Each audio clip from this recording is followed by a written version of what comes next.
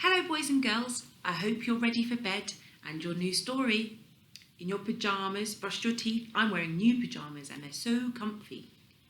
Tonight we're going to have The Smartest Giant in Town by Julia Doddleton. It's my son's favourite and it's all about kindness. George was a giant, the scruffiest giant in town. He always wore the same pair of brown sandals and the same old patched up gown. I wish I wasn't the scruffiest giant in town, he said sadly. But one day, George noticed a new shop. It was full of smart clothes. So he bought a smart shirt, a smart pair of trousers, a smart belt, a smart stripy tie, some smart socks with diamonds up the sides, and a pair of smart shiny shoes. Are your shoes shiny? Now I'm the smartest giant in town, he said proudly. You like shopping like me. George left his old clothes behind in the shop. He was about to go home when he heard a sound.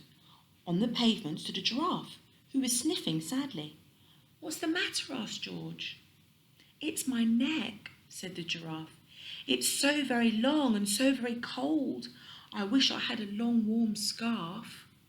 Not like us outside here, we're so hot. Cheer up, said George, and he took off his stripy tie.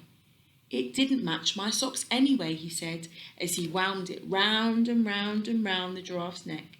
It made a wonderful scarf. Thank you, said the giraffe.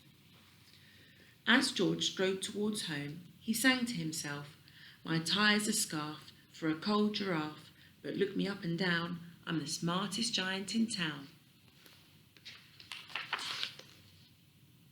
George came to a river. On a boat stood a goat who was bleating loudly. What's the matter? Asked George. He looks so sad, doesn't he? It's my sail, said the goat. It blew away in a storm and I wish I had a strong new sail for my boat. What's he going to do? Cheer up, said George, and he took off his new white shirt. It kept coming untucked anyway, he said, as he tied it to the mast of the goat's boat. It made a magnificent sail. Thank you, said the goat. George strode on, singing to himself, my tie's a scarf for a cold giraffe, my shirt's on a boat as a sail for a goat. But look me up and down, I'm the smartest giant in town. George came to a tiny ruined house. Beside the house stood a white mouse with lots of baby mice. They were all squeaking. What's the matter? Asked George.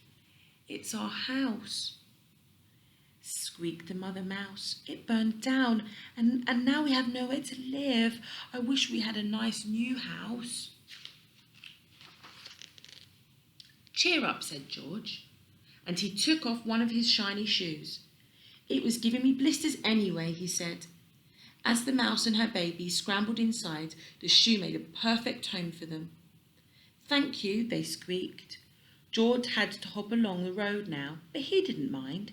As he hopped, he sang to himself, my tie's a scarf for a cold giraffe, my shirt's on a boat as a sail for a goat. My shoe is a house for a little white mouse, but look me up and down, I'm the smartest giant in town. George came to a campsite. Beside a tent stood a fox, crying. What's the matter? Asked George. It's my sleeping bag, said the fox. It dropped in a puddle. I wish I had a warm, dry sleeping bag. Cheer up, said George, and he took off one of his socks with diamonds up the sides. It was tickling my toes anyway, he said, as the fox snuggled into it. It made a very fine sleeping bag. Thank you, said the fox. George hopped on, singing to himself, my tie's a scarf for a cold giraffe, my shirt's on a boat as a sail for a goat, my shoe is a house for a little white mouse, and one of my socks is a bed for a fox, but look me up and down, I'm the smartest giant in town. George came to a big, squelchy bog. Beside the bog stood a dog. who was howling. "What's the matter?" asked George. "It's this bog," said the dog. "I need to get across, but I keep getting stuck in the mud. I wish there was a safe, dry path." "Cheer up," said George, and he took off his smart new belt. "It was squishing my tummy anyway," he said, as he laid it down over the bog. "It made an excellent path." "Thank you," said the dog. The wind started to blow, but George didn't mind. He hopped on, singing to himself. "My tie's a scarf for a cold giraffe. My shirt's on a boat as a sail for a goat. My shoe is a house for a little white mouse. One of my socks is a bed for a fox. My belt helped a dog who was crossing a bog, but..." Do we know the next line? I don't think it's what we think it is. "My trousers are falling down. I'm the coldest giant in town. Look at him." Suddenly, George felt sad and shivery and not at all smart. He stood on one foot and thought, "I'll have to go back to the shop and buy some more clothes," he decided. He turned round and hopped all the way back to the shop. But when he got there, it was closed. "Oh no," cried George. He sank down onto the doorstep and a tear ran down his nose. He felt as sad as all the animals that he'd met on his way home. Then, out of the corner of the eye, he saw a bag with something familiar poking out of the top. George took a closer look.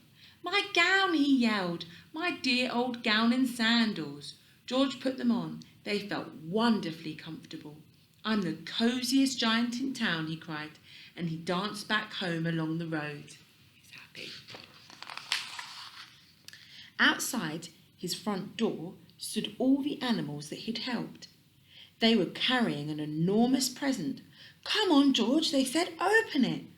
George untied the ribbon. Inside was a beautiful gold paper crown and card. "Look inside the card, George," said the animals. George put the crown on his head and opened the card, and inside it said, "Your tie is a scarf for a cold giraffe. Your shirt's on a boat as a sail for a goat. Your shoe is a house for a little white mouse, and one of your socks is a bed for a fox. Your belt helped a dog who is crossing the bog. So here is a very fine crown to go with the sandals and gown of the kindest giant in town." So he's the kindest now. This is a lovely story about being kind to people and not necessarily expecting anything back. But everyone really likes him, and during Ramadan, it's a nice time to try and be kind to people. So if you do kind things, why don't you make a note of them as part of your service, and you can put them down in your BISAD diploma. Now, I'm really tired and it's time for bed. So why don't you get comfortable and relax and have some lovely sweet dreams.